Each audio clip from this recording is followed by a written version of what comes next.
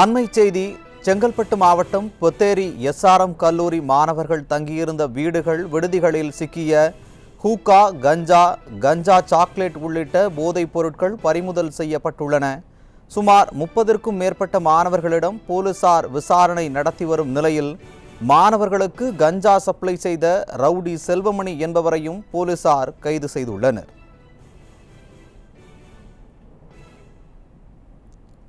இதுகுறித்த கூடுதல் தகவல்களை தலைமை செய்தியாளர் ஜெயக்குமார் வழங்க கேட்கலாம். வணக்கம் ஜெயக்குமார், கூடுதல் தகவல்களை வழங்கலாம். வணக்கம் சுரேஷ்.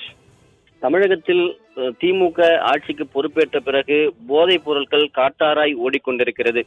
கஞ்சா சாக்லேட், கஞ்சா கேக், கஞ்சா எண்ணெய், மெத்தபெட்டமைன், பிரவுன் சுகர், அதே போன்று பாங்கு, ஹூக்கா என்று வாயில் நுழையாத பெயர்கள் கூட தமிழகத்தில் அதற்கான போதைப் பொருட்களுடைய நடமாட்டமும் பயன்பாடும் என்பது நாளுக்கு நாள் கொடிகட்டி பறக்கிறது.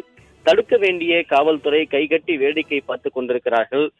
அதாவது அடுத்த தலைமுறையாக வளர்ந்து வரக்கூடிய பள்ளி கல்லூரிகளில் கூட இந்த போதைப் பொருளுடைய பழக்கம் என்பது நாளுக்கு நாள் அதிகரித்து வருகிறது. சென்னை காட்டாங்குளத்தூர் பகுதியில் இயங்கி வரக்கூடிய தனியாருக்கு சொந்தமான பல்கலைக்கழகத்தில் இந்தியா முழுவதிலும் இருந்து பல்வேறு மாநிலங்களைச் சேர்ந்த மாணவ மாணவிகள் ஏராளமானோர் அங்கு பட்ட படிப்புகளும் அதே போன்று ஆய்வு படிப்புகளும் மேற்கொண்டு வருகிறார்கள். இவர்கள் இரவு நேரங்களில் விடுதிகளில் தங்கி பயிலக்கூடிய ஒரு சூழ்நிலை இருக்கிறது. வெளி மாநிலத்தைச் சேர்ந்த ஏராளமானோர், ஆயிரக்கணக்கானோர் இங்கு தங்கி படிக்கிறார்கள். இவர்கள் அனைவருமே போதை பழக்கத்திற்கு அடிமையாக இருப்பது தெரிய வந்திருக்கிறது.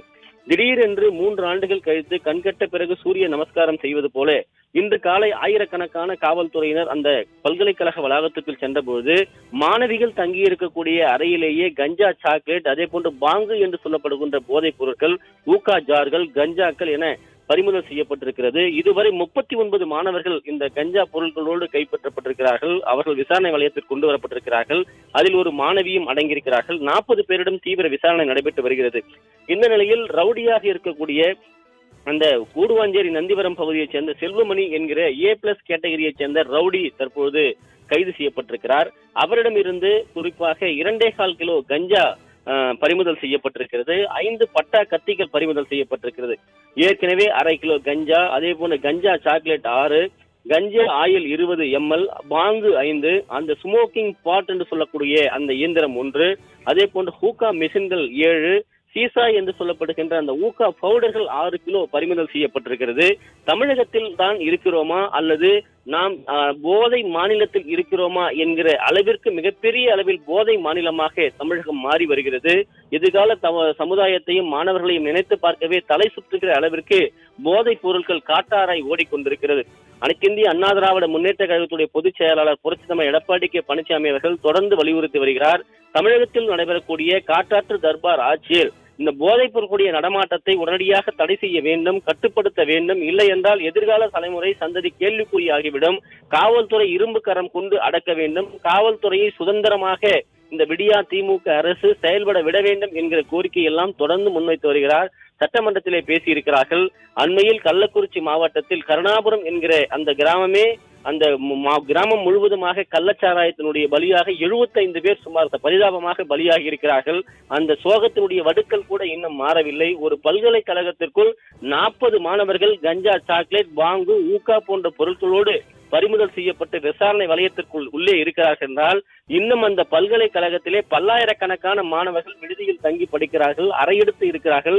அந்த அறைகளெல்லாம் புத்தகங்களுக்கு பதிலாக கஞ்சாக்கள் தான் இருக்கிறதா, கஞ்சா சாக்லேட் இருக்கிறதா, பாங்கு இருக்கிறதா, ஊக்கா அந்த குடுவைகள் இருக்கிறதா என்கிற பல்வேறு சந்தேகங்களை எழுப்பி இருக்கிறது. பள்ளி கல்வி முன்பாக இந்த கஞ்சா பொருட்களை, போதைப் பொருட்களை, கஞ்சா சாக்லேட்டை, கேக்கை விற்பனை செய்யக்கூடிய நபர்கள் யார் என்பதை ஏன் முன்கூட்டியே தடுக்கவில்லை? இந்த பொருட்கள் எல்லாம் எங்கிருந்து தமிழகத்திற்கு உள்ளே வருகிறது?